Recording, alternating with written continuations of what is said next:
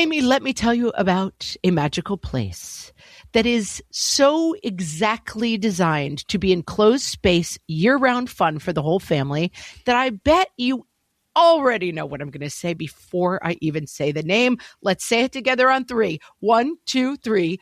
Great Wolf Lodge. You got it, Amy. My kids loved Great Wolf Lodge when we went. You probably already know that it has a huge indoor water park with a wave pool, lazy river, a bunch of massive water slides. But then your pack can hit the other attractions because wait, there's more. Great Wolf Lodge has adventure-packed attractions like Magi Quest, a live-action game kids can play throughout the lodge, plus the Northern Lights Arcade. Spent some quality time there, so your kid who loves the lazy river and your kid who loves fantasy games will both have a great time. Great Wolf Lodge also offers great dining options and complimentary daily events like nightly dance parties, all under one roof. Unpack the car once and you're settled in to have fun. And with 22 lodges across the country, you're always a short drive away from adventure. We've both had such great times at Great Wolf Lodge, so bring your pack together at a lodge near you. Learn more at greatwolf.com and strengthen the pack. Dressed in like a, Olivia Newton-John revenge outfit. What fresh hell? Laughing in the face of motherhood. I want to be in the front row, or do I? With Margaret Abels and Amy Wilson. Midriff-bearing, legging-wearing, giant sunglasses. A podcast that solves today's parenting dilemmas so you don't have to. Don't feel jealous that we both kind of know the Gym Blossoms or Goo Goo Dolls. Hey, everybody. Welcome to What Fresh Hell, Laughing in the Face of Motherhood. This is Amy. And this is Margaret. And today we're talking about jealousy, Amy. Okay. Jealousy. Is there a song about jealousy? Hey, jealousy. Hey, jealousy. That's the one I was thinking of. I was trying to get to it's my anxiety. Yeah, na, na, na. And I was like, no, that's anxiety. But you're right. Hey, jealousy is the song. Gym Blossoms, I believe. Oh, wow. I think. We are dating ourselves with a very early Oldie Lux alert. Back in my day with the Gin Blossoms. Right. Met that band once at an after party for the Billboard Music Awards. And, were they nice? They were friendly enough. I was young and cute. Every rock star is friendly to a young, cute girl. I saw them at what do they call those? Like when the rock band, sure, for enough money, we'll come play for your annual meeting. Yeah. And they were incredibly gracious. I kind of went in I don't even know if I know the Gym Blossoms, and I knew every song they played, and they were totally gracious and nice. So I'm also, this is not what this episode is about. This is what this episode is about. Slowly bleeding into a bonus episode, but I will say, I did not meet the Gym Blossoms. The band I am thinking of is the Goo Goo Dolls. That's who I met. All this to say, Amy, we're here to talk about jealousy. Don't feel jealous that we both kind of know the Gym Blossoms or Goo Goo Dolls and can't tell the difference. And by no, we mean met them once and they were vaguely nice to us because we were young and cute. Kristen in the Facebook group says, no matter what kind of mood I'm in, What Fresh Hell episodes pull me right out of it. Never fails. Much love and appreciation from a burnt out mom of, wait for it, Amy, 5. Holy cow. Thoughts Kristen, and prayers, Kristen. Off. Wow. Hats off. You're doing it. Wow. It's as bad as you think it is, Kristen, but hopefully also as good as you think it is in its own way. That's right. Thank you for listening. Thank you for making time to listen in your very busy life. Hashtag blessed. Thank you. We always appreciate hearing from you. And if you are really liking the show, please go ahead and rate it and review it wherever you're listening, because that helps us out. Yeah, it does. It really does. Amy, let's talk about jealousy. This topic came up because people have been talking about it where? On our Facebook page, facebook.com/groups/whatfreshhellcast. Bunch of people have posted, one mostly anonymously, because I think that people feel guilty that they feel jealous and they feel like they shouldn't be feeling jealous and they feel shame about feeling jealous. And that other people don't feel jealous. Right. So it was interesting to me even to see that people don't want to say, I feel jealous in public because maybe it makes them seem like losers or something, which we're going to talk about. It doesn't. It's the second arrow. Carla Nolberg talks about this, and that's not original with her. I think that's a Buddhist idea that first you feel the jealousy and then you feel the shame that you feel the jealousy. That's the second arrow.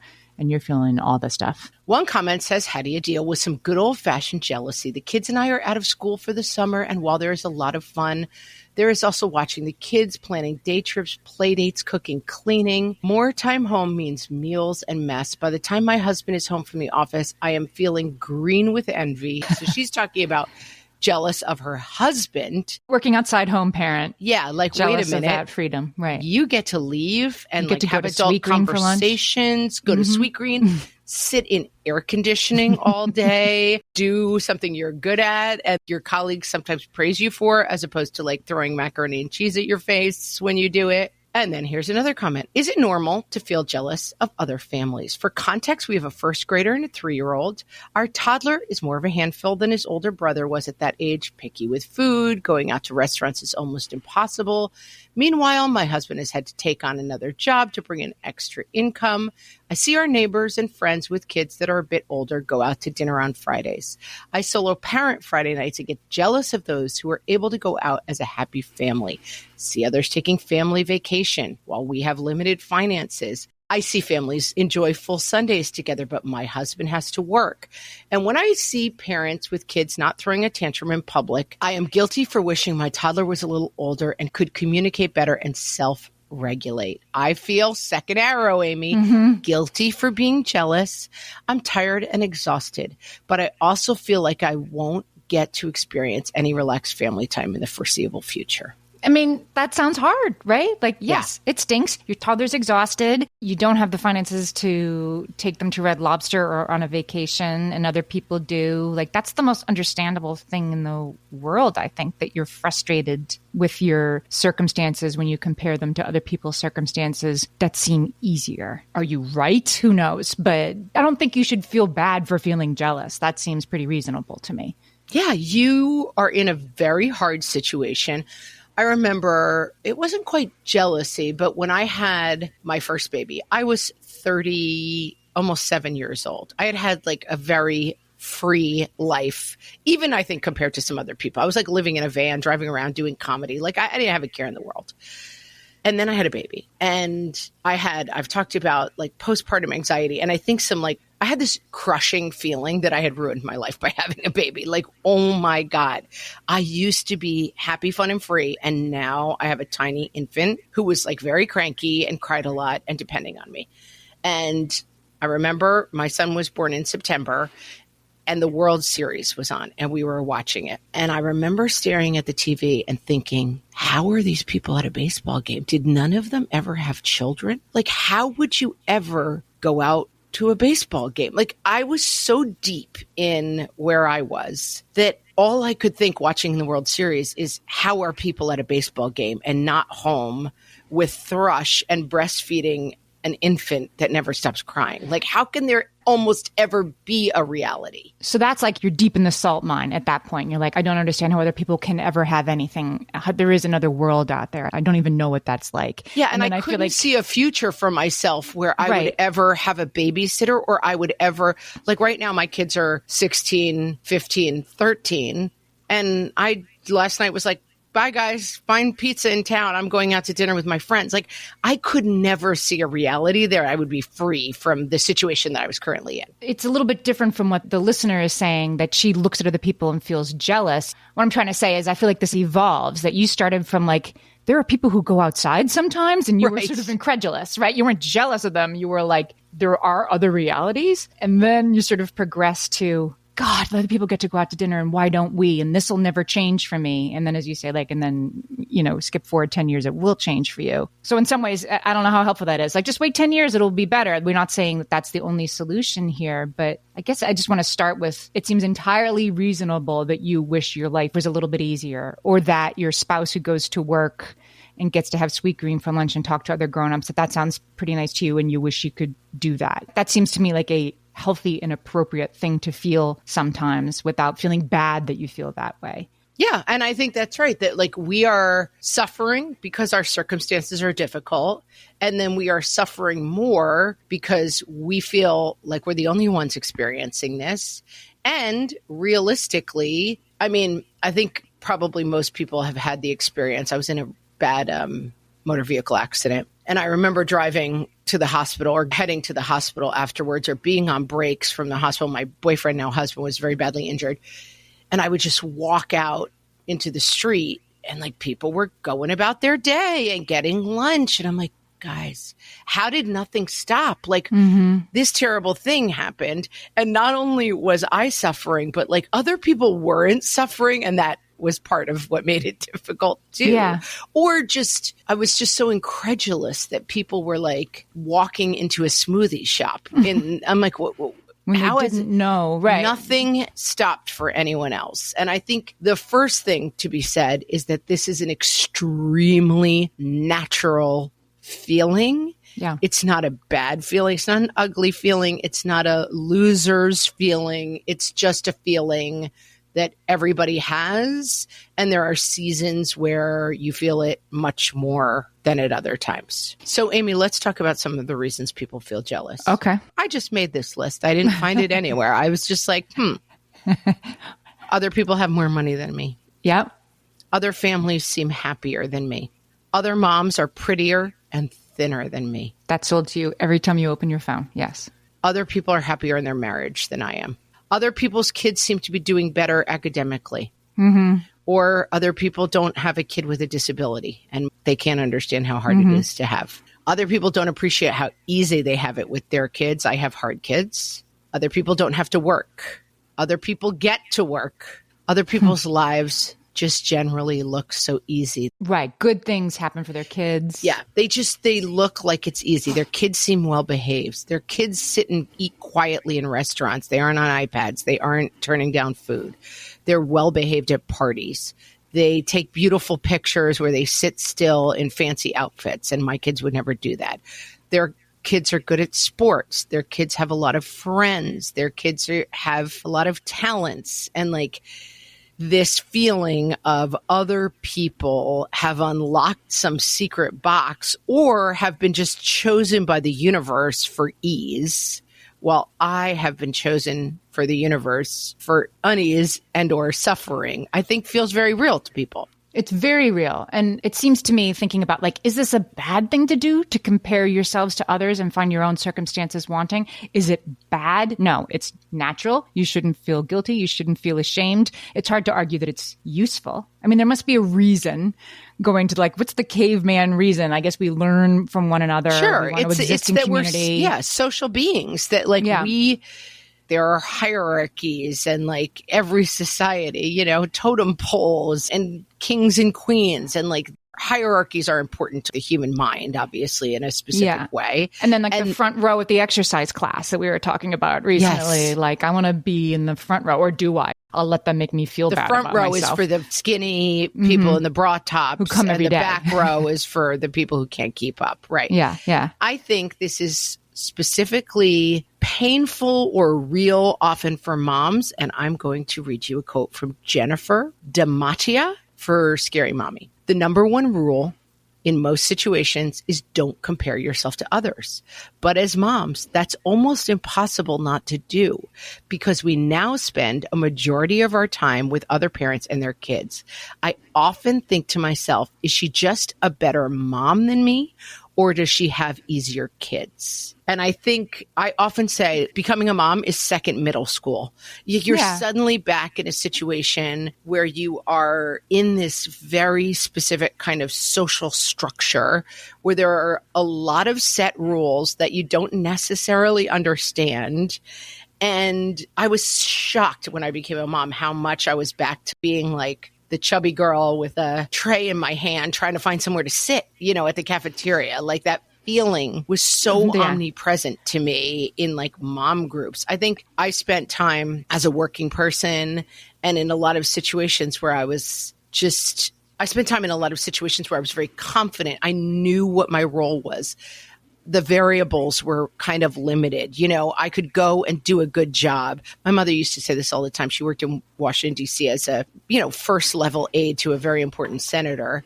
And she said, I went from having a room full of people who did everything I said to being home with 3 kids. And like, I didn't know how to get anybody to do anything. And I think that this is a very difficult transition. It's a difficult transition. I'm going to push back on what she says because I think it's hard, but I don't think it's hard for the reasons that the Scary Mommy article puts out. I'll tell you why when we get back.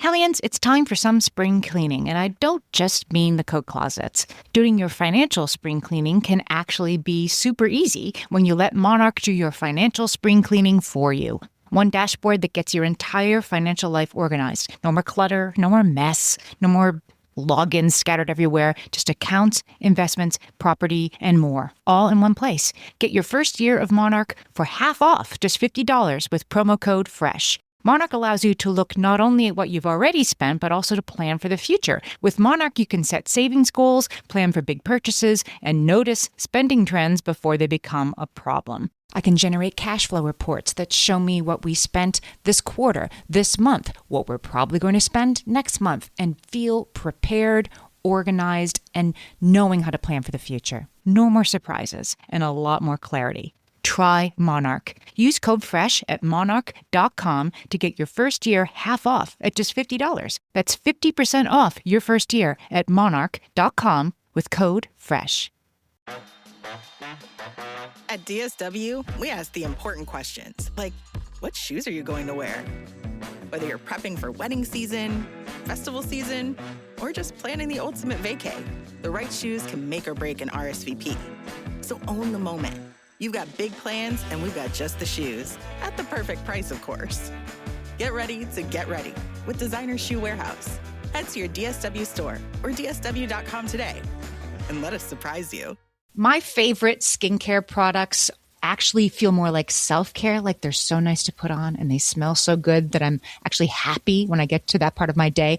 And I swear that is how I feel about Osea's anti-aging body balm. Amy, you are usually the lotions and potions queen on this podcast, but I have to say, hard agree. Osea's anti-aging body balm is a liquid silk body balm that combines the lasting hydration of a lotion with the firming power of a serum, leaving skin smoother and firmer. This body balm is clinically tested and designed to deliver visible results you can see and feel. So we've gotten to use this product for a couple of months now, and I swear I have really noticed firmer and smoother skin, like on the back of my hands. It's like getting a mini spa treatment from head to toe. Get a spring-worthy glow with clean, clinically tested skincare from Osea. And right now, we have a special discount just for our listeners. Get 10% off your first order site-wide with code FRESH at OseaMalibu.com. That's 10% off your first order with code FRESH at OSEAMalibu.com. So this Scary Mommy article says the number one rule in most situations is don't compare yourself to others, which is news to me. I mean, that's a good rule, but I didn't know that that was the number one rule in most situations in life. But she's like, but what's different for moms is we spend a lot of time together. And I'm like, but wait a minute. If you're a tennis player, you spend a lot of time with other tennis players, comparing yourself to other tennis players, which you're not supposed to do. That isn't unique to moms at all, that you spend a lot of time with the people who are doing the thing that you're doing and you're comparing yourself. That seems very common. But what is different is I don't think that there's a lot of books and internet content that everybody reads on there's good ways to be a tennis player and there's bad ways to be a tennis player. And I'm going to judge you as I drive by that you're not holding your racket right in a way that I think we do judge the woman whose toddler's having a tantrum, that it's like society has an idea of what healthy, happy family life is supposed to look like. That's the problem, the idea that you're living up to the judgment and being found wanting compared to these other people. And then you start to compare yourself to those other people, imagining the judgment, even if it's not there. Yeah, and I think I agree. And I think that it's not so much the community, it's that you've entered a role that has a lot of pressure attached to it that is both internal and external. Right. That like the idea of mom is very weighted with good moms, bad moms, you know, like people who are doing it right, people who are doing it wrong, people who are doing it and still wearing a bikini, and people who have let themselves go. Like there's all of these parameters that feel very real. Mm-hmm. And I think that step one is breaking down what the feeling is about. Mm-hmm. And asking yourself the question, is this real or not real?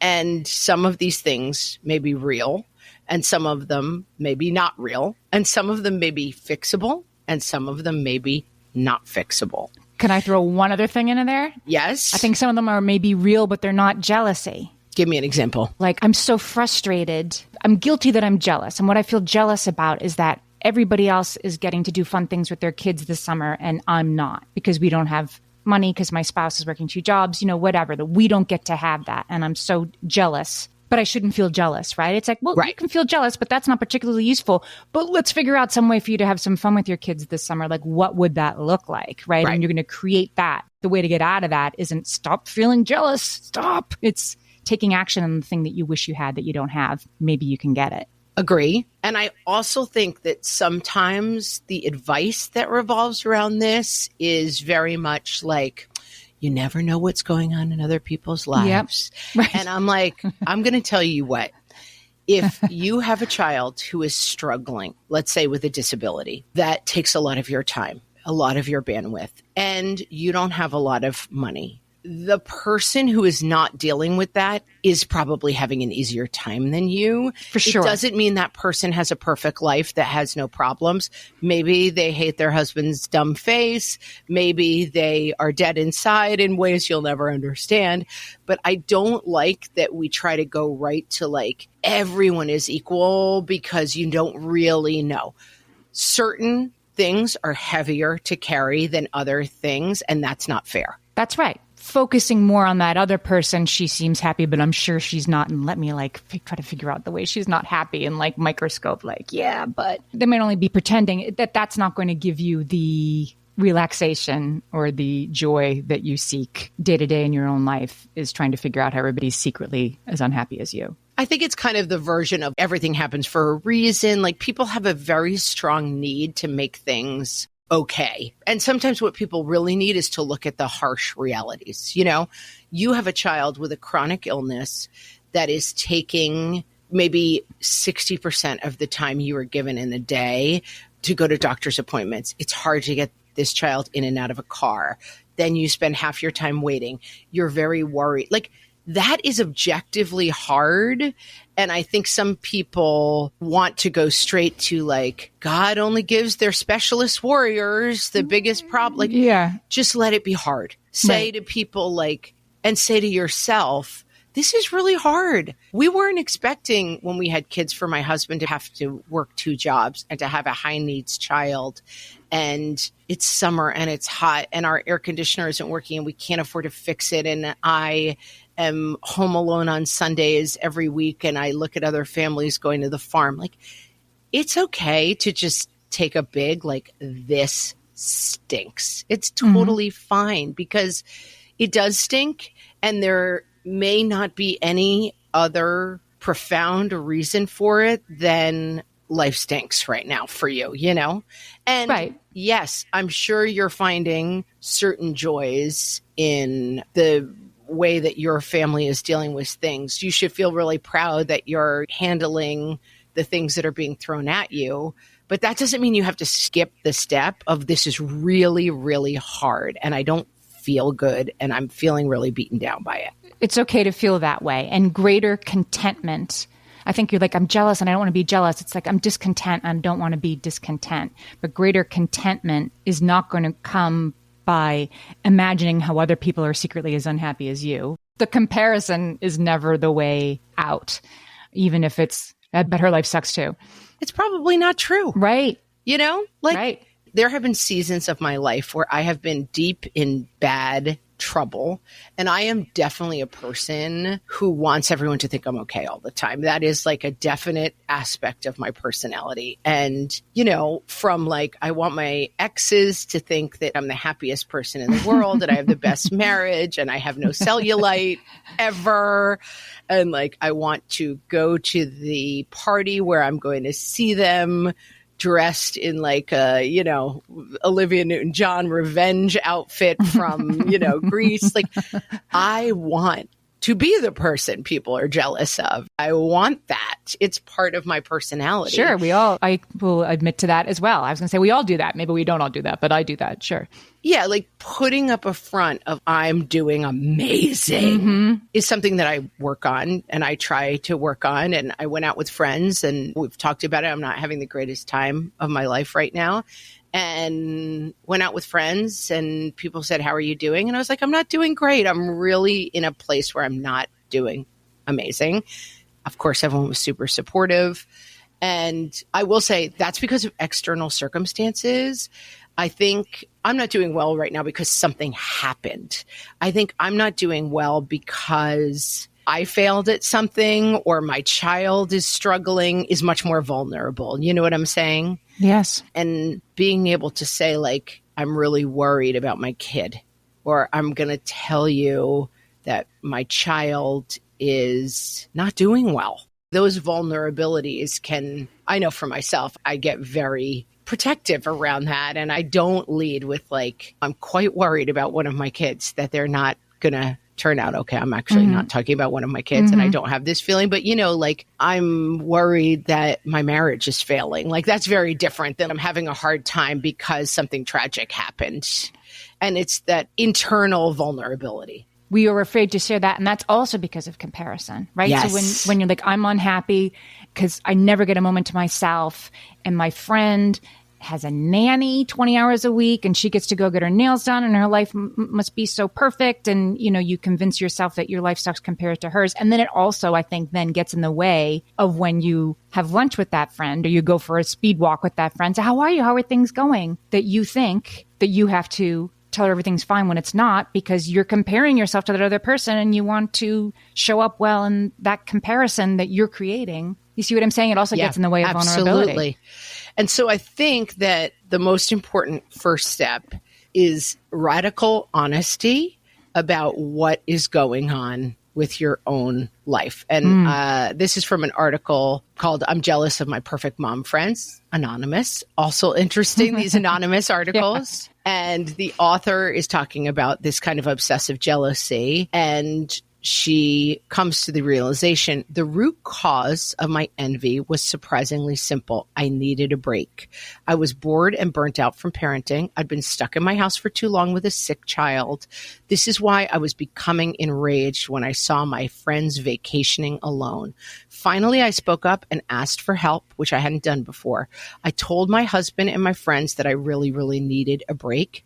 And while a Hawaiian vacation was out of the question, we found realistic solutions. For instance, some of my perfect friends were more than willing to babysit. One even shared her nanny with me so I could relax at her house during the afternoon. She also says, you know, being angry with herself for the way she looked, her career had stalled, looking longingly at this friend, decided again to turn my focus inward and work on those parts of my life that maybe I'd neglected. She's focusing inward. Like that's what it has to be. You have to start comparing yourself to other people and you have to start focusing on. I like this idea that like, yes, I can't go to Hawaii, but I can share a babysitter with a friend on Tuesdays. Yeah. You don't have to stay in that pit of unproductive comparison, comparing and despairing that you can, I don't know it's easy for me to say, but you can in that position figure out there's some small action you can take to make yourself feel better, which is worthy.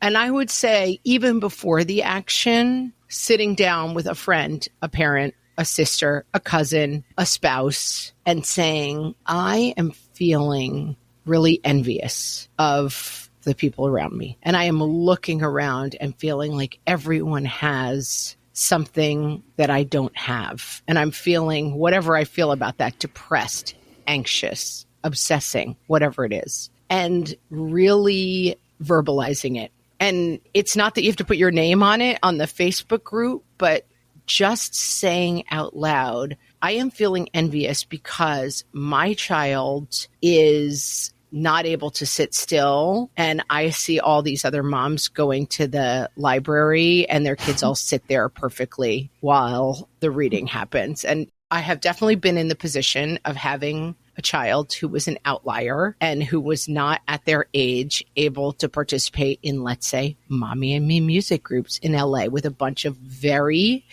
fit, gorgeous, model-looking, perfect moms whose kids behaved a very specific way.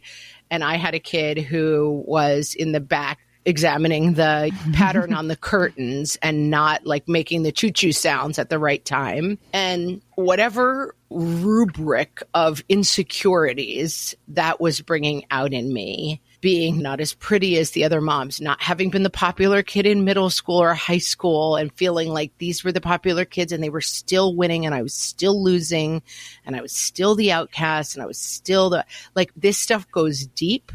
But I think if we focus on the pretty modelly looking moms, we're kind of missing the only thing we can control, which is what is this bringing up for me? And is it real? Like, do I want to be a model mom in LA? And like, by the way, I'm 42 years old and it's not happening. So, but just the first step is going to have to be turning the lens from look at all these perfect model moms with their perfect babies in expensive outfits who sit and do the choo-choo noise. And here I am once again, the loser, outsider, chubby girl from 8th grade who nobody likes. And now my kid doesn't even fit in. And that, you know, is bringing up for me just a horrible, horrible feeling. Yeah.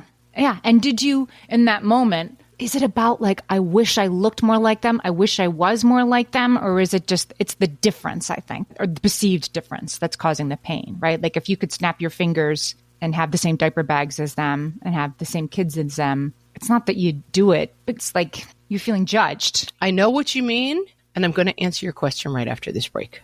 Amy, when I'm having a good hair day, it usually makes my whole day better. And that's why on every day, I'm taking Nutrafol. Nutrafol is the #1 dermatologist-recommended hair growth supplement brand. And it's the #1 hair growth supplement brand personally used by dermatologists. Nutrafol's hair growth supplements are peer-reviewed, NSF certified for sport, and clinically tested. Nutrafol offers multiple formulas for men and women tailored to different life stages and lifestyle factors, so you get support that's actually right for you. Adding Nutrafol to your daily routine is easy.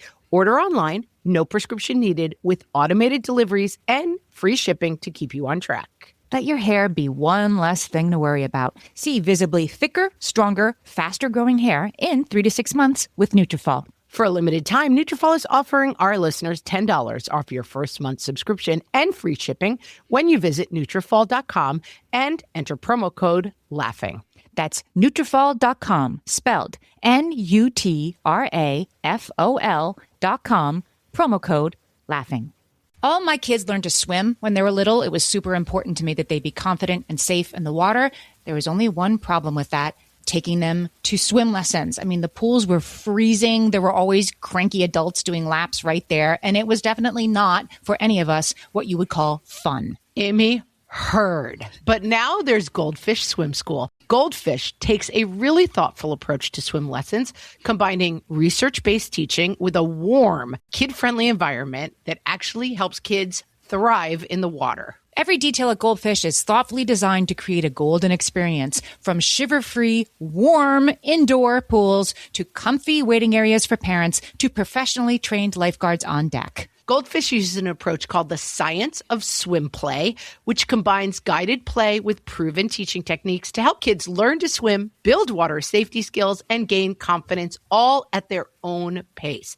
Lessons are designed to meet kids exactly where they're at. If you've been thinking about swim lessons or just wondering where to start, this is a great opportunity. Right now, Goldfish Swim School is offering a waived membership plus your child's first lesson free at participating locations. Just visit goldfishswimschool.com/free to find a location near you and enroll using promo code FREE. That's goldfishswimschool.com/free, promo code FREE. And now, some metrics you can actually use. From the What Fresh Hell podcast. You put 16 things you absolutely did not need in your cart at Target, but then you came to your senses and took out 6 of them. I'm going to give you a hearty thumbs up, Mama. Your kid watched 2 times the recommended screens almost every day during the pandemic. But, important flip side, you kept them exactly the recommended amount alive. Solid W in your column in my book. That pint of ice cream, you ate it right out of the container while standing in front of the open fridge. It's not like you put it in a bowl and actually enjoyed it, so let's not count it. You watched 9 episodes of The Circle on Netflix when you should have been getting some much-needed rest. On the one hand, a mistake. On the other hand, some hard-earned me time. Let's put this up as a tie and just move on. You were 15 minutes late to pick up, unlike your own mom who forgot to come at all. Twice.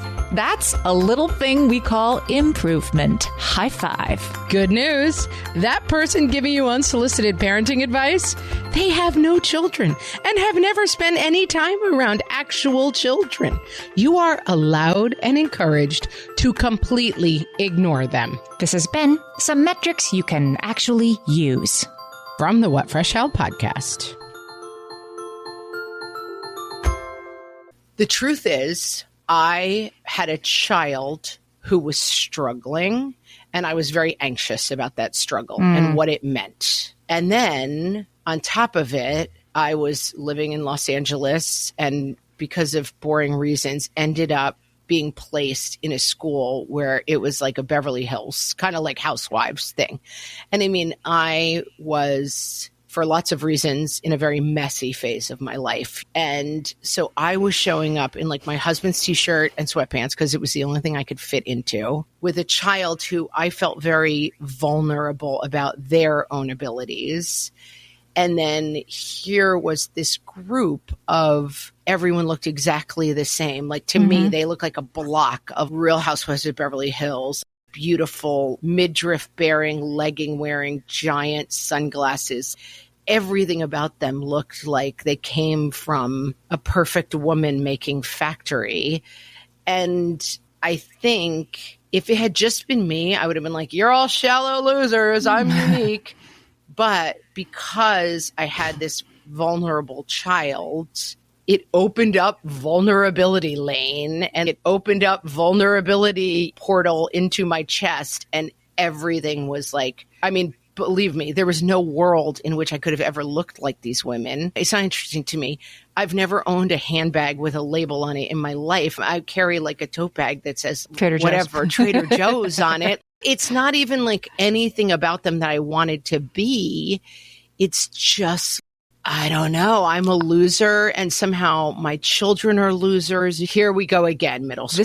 This is it. I figured it out. It isn't that, well, the difference with moms is that they spend more time with moms. No, that's not it. The difference once you become a mom and why you're more prone to this jealousy in comparison is because now you have the kid. You have the whole other vector. Yeah. It's not just you to feel vulnerable and jealous. It's your kid. And when your kid is struggling, it's the mother's heart, right? Their struggles for your struggles. That's they get right. Rejected, you get rejected. It's the same. So that's why it explodes, because you had double the things to feel vulnerable you've got and jealous about. It's that old expression, like having a child is putting your heart walks outside your body. And it's like walking into a middle school cafeteria with your heart outside your body. Right. It's like, whoa, this is both bad. of you. Right. Now you're both chubby with your trays with nowhere to sit. I also want to say that sometimes people hurt your feelings because they just seem better than you. And sometimes people hurt your feelings because they're trying to hurt your feelings. And that's another thing to clock, I think. If I'm going through the world being like, I'm chubby and everyone else is thin and everyone's thinking about it, check with yourself, because I think that this goes to my ex's advice that I always cite as the best advice I ever got. You would be so much calmer if you realized how little anyone else ever thought of you. If you seem happy to people, no one cares what you look like or anything else. But there is a lot of cliquishness in mom groups too. And so there are times where you're going to the pool and you can see people be like, oh, look at her. What a like that is going on. And so I think that's a good thing to clock too. Is this hurting my feelings because I'm projecting something? Or maybe this is hurting my feelings because the cool moms are being mean to me. Yeah. And those are two different things. By the way, the cool moms who are being mean to you stink. We hate them. But it still hurts your feelings because it is a system designed to hurt your feelings. It exists to hurt your feelings. I always say this to my kids. I'm like, those kids are hurting your feelings because they're trying to hurt your feelings. And like, want to. It's totally fine. It works because why? They're trying to hurt your feelings. Yeah. But sometimes you're going in and hurting your own feelings because you're like, oh, everyone else seems happy and I'm not. Are you hurting your own feelings or is someone hurting your feelings? That's the second arrow, right? The second arrow is you going like, ugh, and grabbing it and sticking it in your own abdomen when you either, and it isn't like, stop feeling jealous. It isn't that. It's like, feel the jealousy and then don't feel bad that you feel the jealousy, or then don't feel bad that that mom definitely pretended she didn't see you coming. Like, that's not in your imagination. And I'm not sure that reframing that and wondering why their life sucks too is going to fix it. But taking a tiny, tiny small step to create a life that gives you more joy is the only way out of this. Tiny. Yeah. And once you recognize what's going on, then you can think about what the fix is. Mm-hmm. And probably the fix might be like, if it's a tough situation, I've got a child with a chronic disease, I've got a child or myself who's battling cancer. That might be like, I need the tribe. I need to ask for more help. Sometimes it is an issue of perspective. And I think the best writer on this topic on earth is Glennon Doyle, who writes a lot about perspective. And she's very funny and her writing is very good. I don't think this is always as easy as this, but we've understood that you may need to ask for help. You may need to get more support. You may need to work on this, maybe with a therapist. But she talks a lot about perspective in her writing, and I think it can be very helpful and very funny. And she talks about, I read a bunch of her pieces when I was preparing for this, and one of them says, this reminds me of my friend Angela talking about this idea of mom jealousy. She was 20 pounds overweight, but didn't care much. She always wore a bikini to our neighborhood pool. And one day she said, listen, I'm a little fat. I don't spend a lot of time worrying about that because I've got stuff to do. As a matter of fact, with these 7 million kids and a husband and a job, I've got no time for charity work. So to make the world a better place, I wear a bikini to the pool, so other women who do worry about their weight will feel awesome in comparison. No skin off my nose. That's my good deed. Done. Check. And I do think that shifting your perspective and owning a little bit of the thing you're most afraid of can turn some of this around. It cannot turn around not having enough money, a husband who works 2 jobs, and a child with a chronic illness. It cannot, you cannot perspective your way out of that. You need to try to find solutions to that. And then Glennon Doyle wrote a famous piece, which I think maybe is one of the pieces that really catapulted her to like fame, about having perspectacles. She talks about like putting on your perspectacles, having perspective. And she says, as I lay down to sleep, I remembered this passage from Thoreau's Walden. I say beware of all enterprises that require new clothes and not a new wearer of the clothes. Walden reminds me that when I feel lacking, I don't need new things. I need new eyes with which to see the things I already have.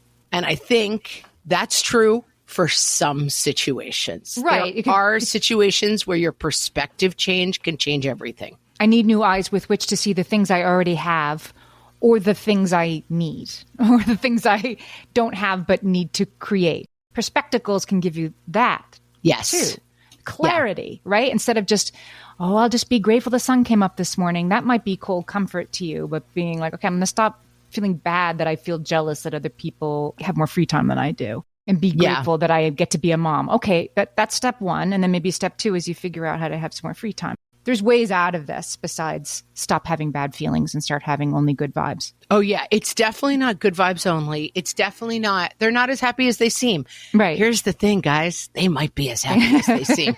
They're rich and pretty and have well-behaved kids. Like, they probably are happier than you and me and us. But the question is not, how do I become more like them? The question is, how do I solve the problem that is making me feel bad? And I think that is where jealousy is completely normal. And comparing yourself to other people is completely normal. And I'm going to tell you, comparing yourself to people who've been mean to you is the most normal thing in the world. That thing of, I'll show Kim from the 2nd grade that I was never a loser. We all do that because it's completely normal. But Kim from 2nd grade, you're never going to see her again. She doesn't care. Kim from 2nd grade might have genetically been born with a model figure that is conventionally attractive by the standards of the United States. And you may have been born without that. Or speaking for someone very close to me who is me, you might just really like eating a lot of food, you know? Like, I don't think there's a world in which looking like a supermodel is available to me. So I better find some other way to achieve happiness because it's not going to be bikini model.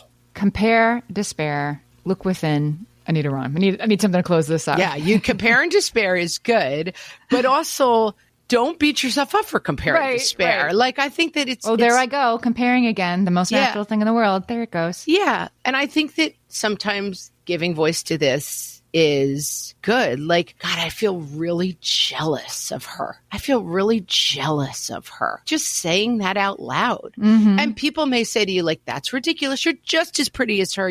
I bet she's miserable. I bet her husband hates her guts. No, I just really feel jealous of her. I feel jealous of people whose lives seem easier. And also, like, I feel jealous of people who have money because I spend a lot of time worrying about money. Or I feel jealous of people whose kids aren't sick because having a sick kid is wearing me down to the bone. Like, of course you do.